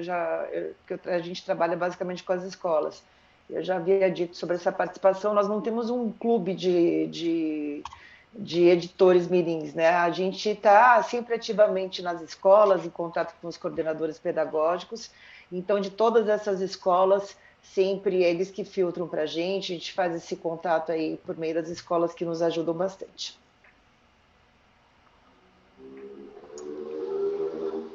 A Vivi estava no escuro aqui para mim, mais alguém? Você não me viu?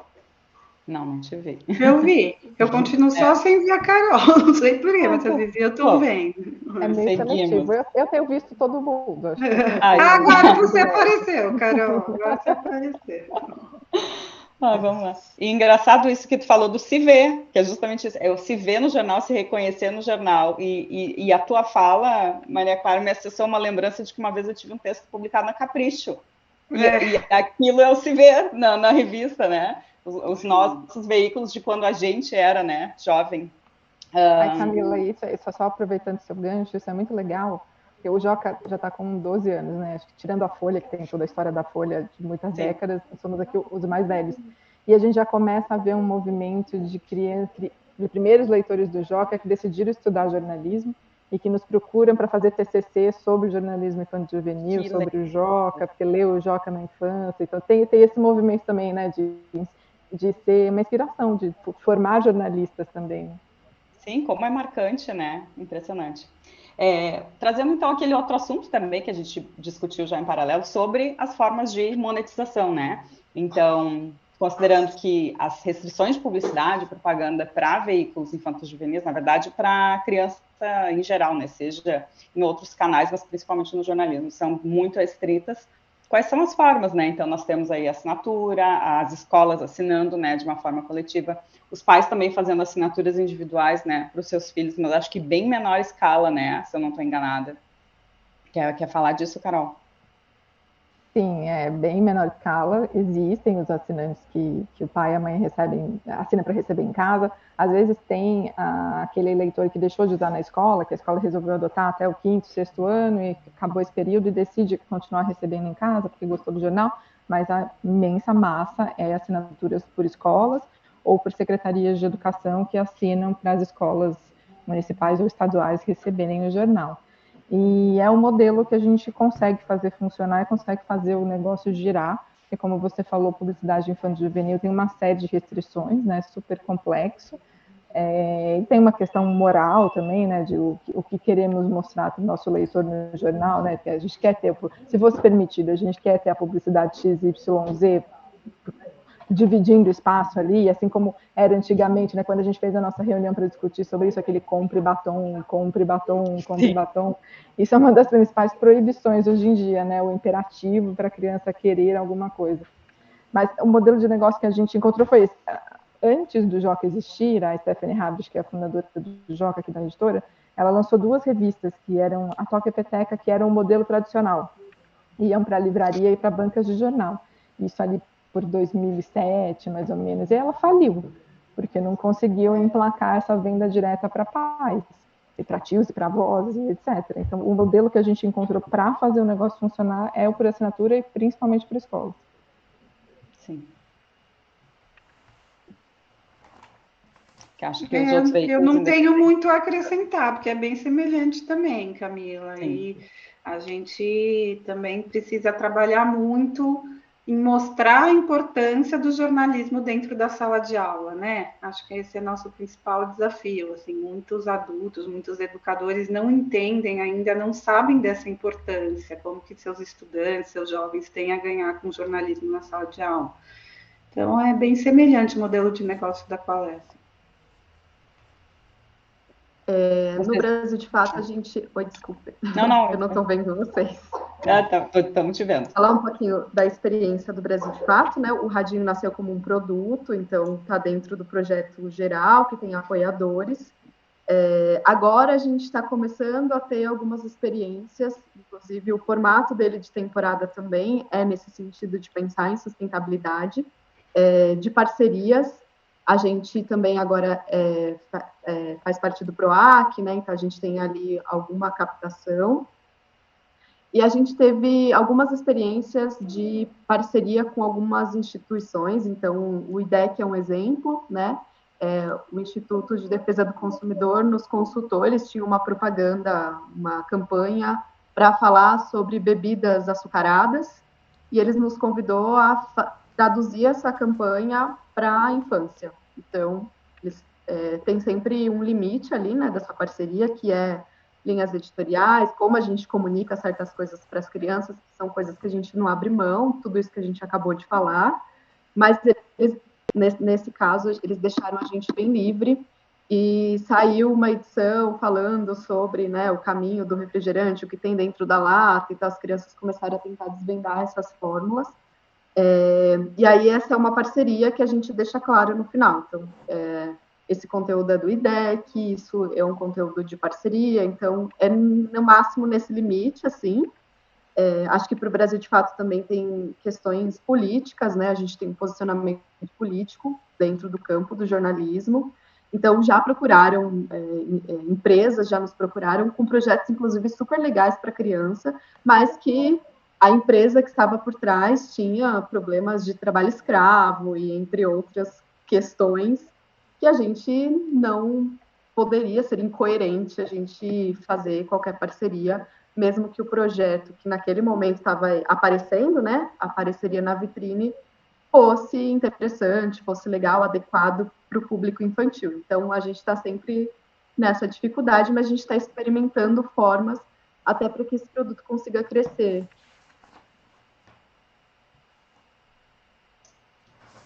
Sim, não, vocês não chegam a chamar, por exemplo, de branded content, um conteúdo patrocinado? Não. E aí sempre depende da parceria. Então, se não foi financeira, a gente deixa claro, se foi financeira, deixa claro.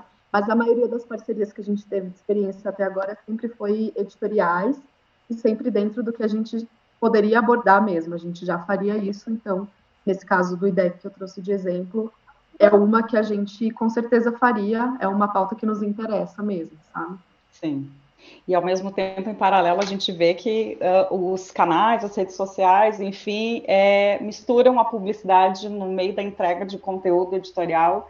E nós aqui, agora, como jornalistas, às vezes como pais, ficamos de cabelo em pé, né? Não tem o compre batom explícito, mas nas redes sociais tem publicidade. Esse é o principal ponto, até onde eu estudei isso, que principalmente na época da Recreio, que tinha, pegou o novas normas publicitárias e a transformação pelo CONAR, que o principal ponto que eles trazem é justamente esse, Camila, de a criança ter ou não discernimento para separar o que é conteúdo editorial do que é conteúdo publicitário. E como a nossa outra Camila estava falando, deixar isso, as parcerias, mesmo que não sejam financeiras, deixar isso sempre muito claro, né? O que é ali, que tem outra empresa envolvida, que tem um patrocínio, que tem alguém colaborando. Esse é um dos principais pontos. Como é que a criança vai ter discernimento para fazer a diferenciação? E a gente considera que hoje em dia a educação midiática até para os adultos não têm discernimento do que... Isso que eu ia falar. Muitos adultos não têm, imagine as crianças, né? Exatamente. Então, assim, como é delicado e como é quase uma resistência manter um jornalismo baseado nesse modelo de negócios de se sustentar pelas assinaturas, né? O quanto a gente tem que continuar falando disso, né? Sempre que possível que... não são, mesmo que não sejam, por exemplo, ONGs, entidades sem fins lucrativos, tem que se manter o negócio, tem que ser sustentável, né? Queria falar nós temos mais 20 minutinhos aqui, então já vou endereçando para o final. Os diferentes formatos e plataformas que a gente tem, né, aqui, né? A gente tem periodicidades diferentes, a gente tem impresso, digital, áudio... Então, produção em vídeo também, né? Queria que cada uma de vocês comentassem as particularidades de produção de conteúdo para essas plataformas, né? Direcionada para esse público infanto-juvenil. Não, de repente, quem o nosso carro-chefe é o impresso, né? O Joca Impresso, com periodicidade quinzenal. A gente tem o site com atualizações diárias. E aí, acho que o advento da pandemia nos fez tentar fazer coisas diferentes, que já vinham existindo antes, mas a gente deu uma acelerada e não abandonou isso depois, que no auge da pandemia, a nossa principal dificuldade era como é que a gente está chegando no nosso leitor, né? Principalmente naquele período inicial em que as escolas fecharam e que existia uma dificuldade até de entregar o jornal, né? Estava tudo fechado e as escolas estavam se reinventando a partir do que elas precisavam de mais emergencial, que não era exatamente receber o jornal. Aí a gente antes da pandemia, a gente já tinha um podcast, que foi um podcast em parceria com a Rádio CBN. Essa parceria não existe mais hoje, mas a gente segue fazendo um podcast que tem periodicidade quinzenal também. Ele acaba saindo junto com a edição, não necessariamente com o mesmo tema da edição. No podcast, a gente sempre tenta, por um lado, um pouco mais lúdico, mais divertido, de deixar um pouco o hard news e as atualidades de lado e trazer ou aquilo que a gente não consegue absorver sempre no jornal por falta de espaço, né? O problema do impresso é esse, né? A gente limita o espaço, a gente tem que ficar inventando outras coisas. E o nosso canal no YouTube, TV Joca, também retomou recentemente com mais produções de vídeo. A gente ainda não consegue ter uma periodicidade exatamente mensal, que era o nosso objetivo, porque a gente está tentando fazer vídeos com melhor edição, né, de uma maneira mais legal para esse público que já sabe editar, que já nasce sabendo editar vídeo, né? Mas hoje a gente está com essa frente, jornal impresso, digital no site, podcast e vídeos.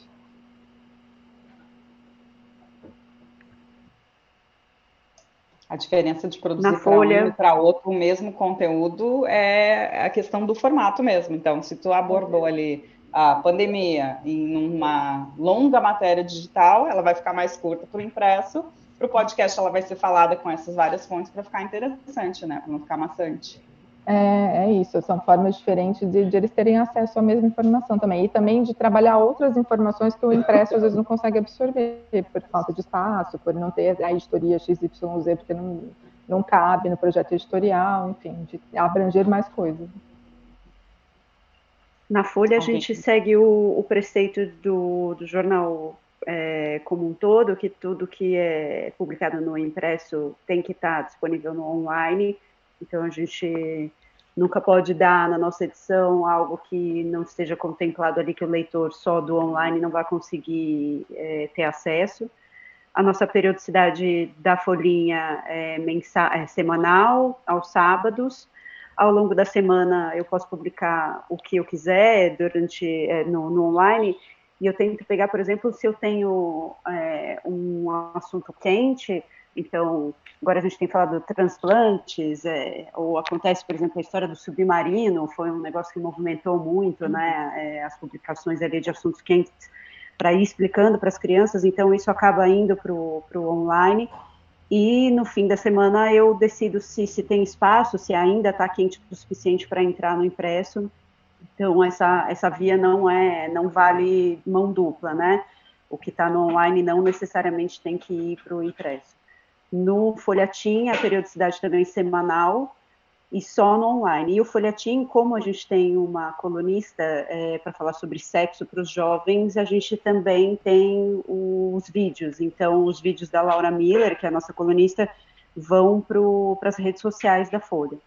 Então, a gente tem essa produção fixa de vídeos do folhetim. Agora, no aniversário da Folhinha, a gente vai expandir, vai também para vídeo e vai para um documentário também. A gente está fazendo um documentário sobre a história da Folhinha. A gente vai abrir um pouquinho aí a frente de publicações. Não temos redes sociais próprias, nem da Folhinha, nem do Folhetim. As nossas redes sociais são as redes da Folha de São Paulo e o nosso conteúdo é colocado lá, a depender do assunto tratado na matéria. Demanda teria, né, Marcelo? Que deve faltar mão de obra, como sempre, né? Porque o pessoal ia gostar de uma rede social folhetim. Eu adoraria ter a rede,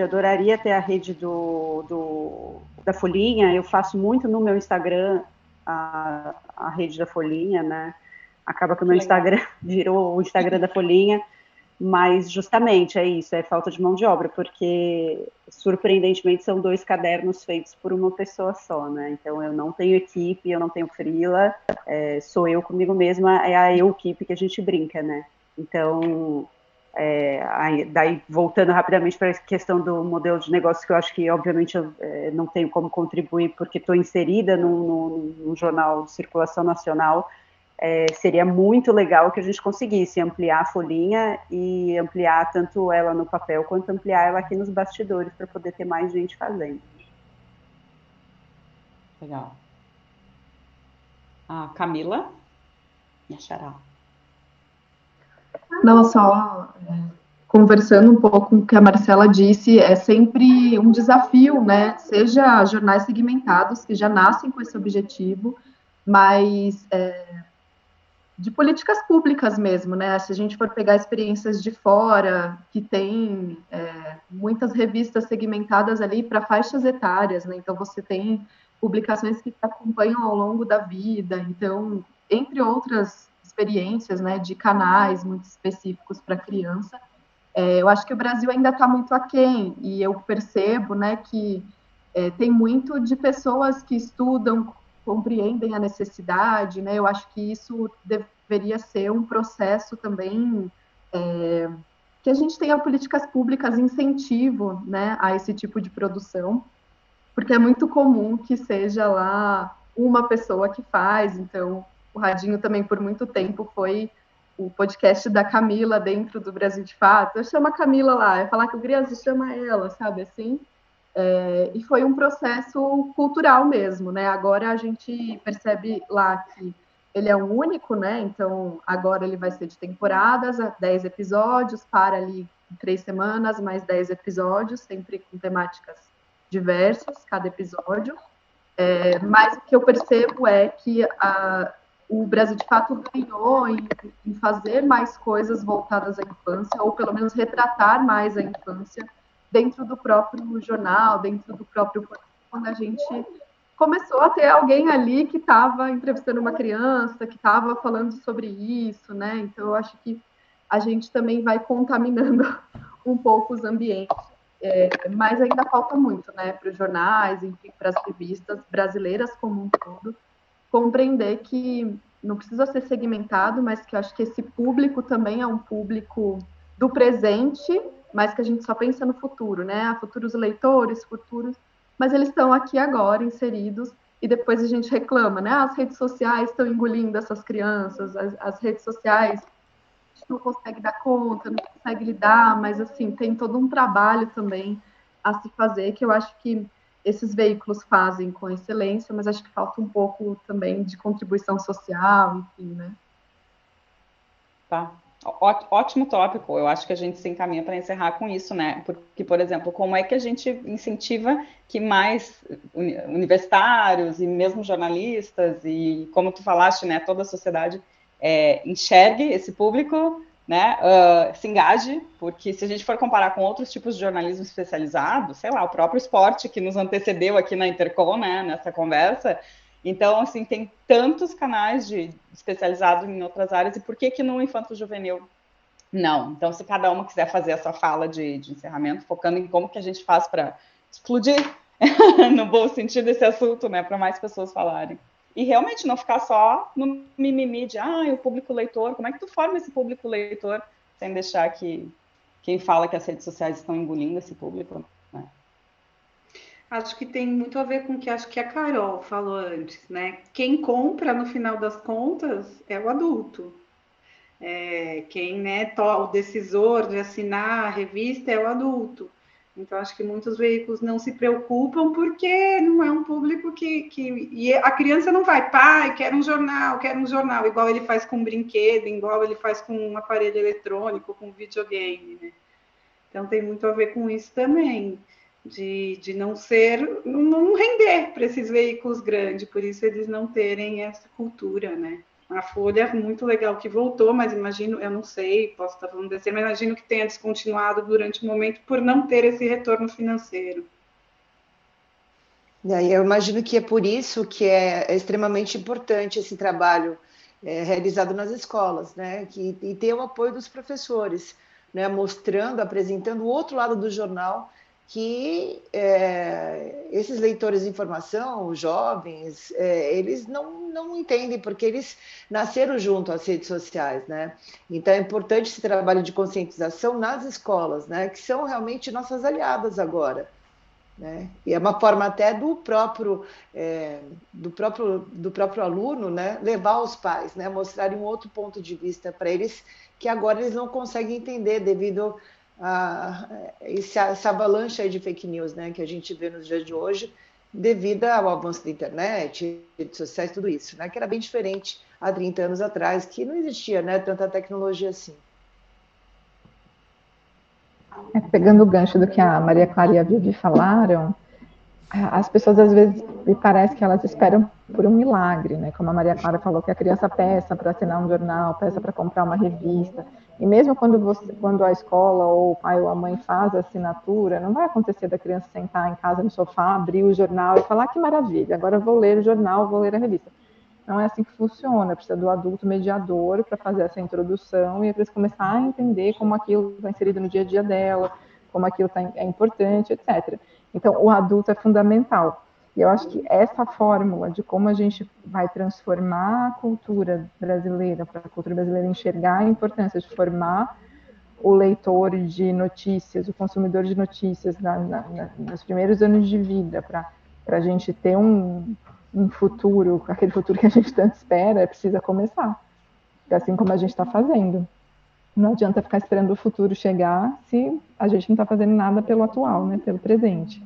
E a dificuldade, eu concordo com isso que a Maria Clara falou, a dificuldade está em convencer o adulto. Então, quando a gente procura possíveis parceiros, possíveis investidores, falta essa compreensão de que a sociedade precisa se unir, os jornalistas, os professores, os pais, e aí a classe jornalista tem que fazer ali o seu meia-culpa de ter descontinuado os suplementos, de ter encerrado as publicações que existiram ao longo do tempo e de ter desvalorizado esse segmento que está desvalorizando o setor de uma maneira geral.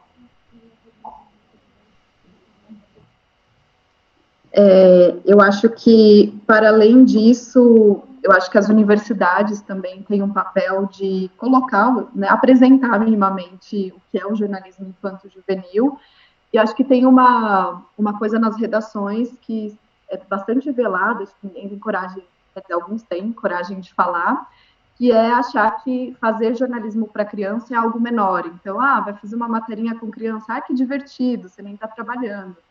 Quando a gente colocou aqui o quanto é difícil escrever para esse público de forma coerente, adequada.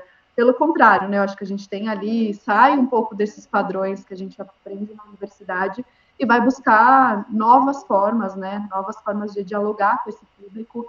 Então, eu acho que, para além de convencer esses adultos, que acho que a gente também está dentro de uma geração que está lendo pouco, enfim, né? Que a gente já passou aí 1000 vezes sobre as tais crises que o press vai acabar, a rádio vai acabar, enfim, essas coisas todas, né, que nos permeiam o jornalismo, mas também esses novos estudantes, quem está ocupando as redações agora, entender a importância disso, também se interessar por isso, brilhar os olhos, né, como brilha a política, esporte, enfim, se você pergunta para um estudante o que ele quer fazer, é sempre algo da aura do jornalismo que no dia a dia é praticamente inalcançável para todos, né, então acho que falta um trabalho também nas instituições, não só para o jornalismo, mas, enfim, esse é um ponto, acho que, bem importante também. É verdade. Encerramos. Quem mais está aqui? Acho que todas falamos sobre esse último tópico, né? Mayra, contribuições?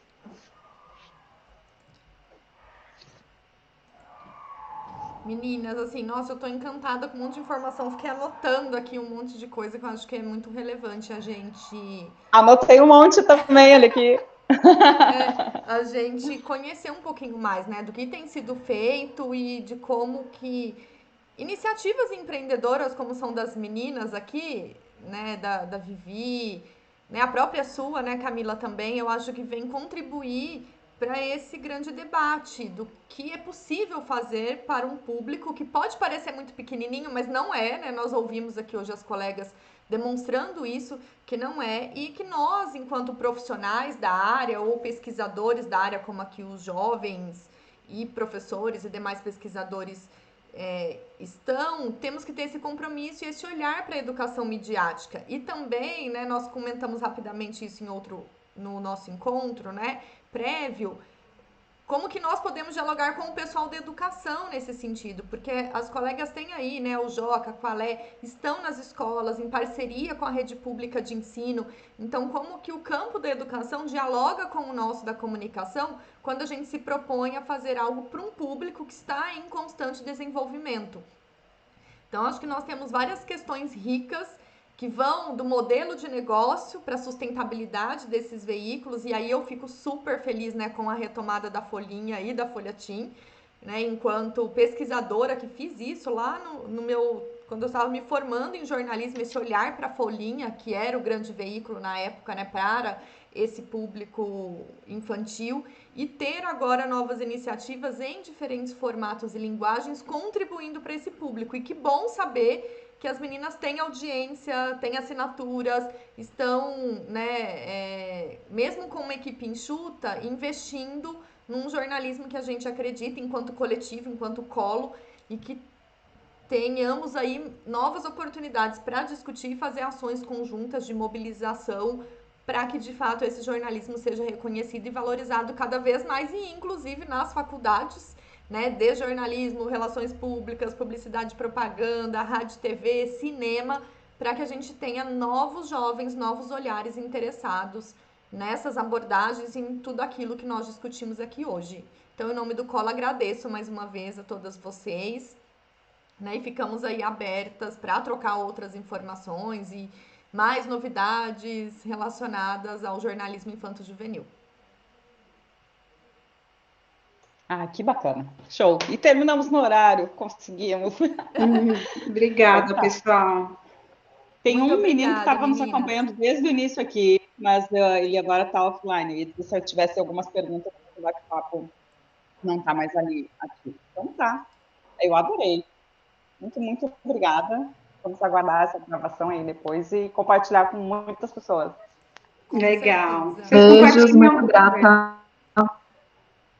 Tchau, gente. Tchau, pessoal. Tchau, Muito obrigada. obrigada. Gente, obrigada. Obrigada pela Obrigada ao host oportunidade. que está aí conosco na sala. Muito obrigada, Tchau. gente. Até a próxima. Tchau, tchau. Tchau, Tchau, obrigada. Boa semana. Igualmente.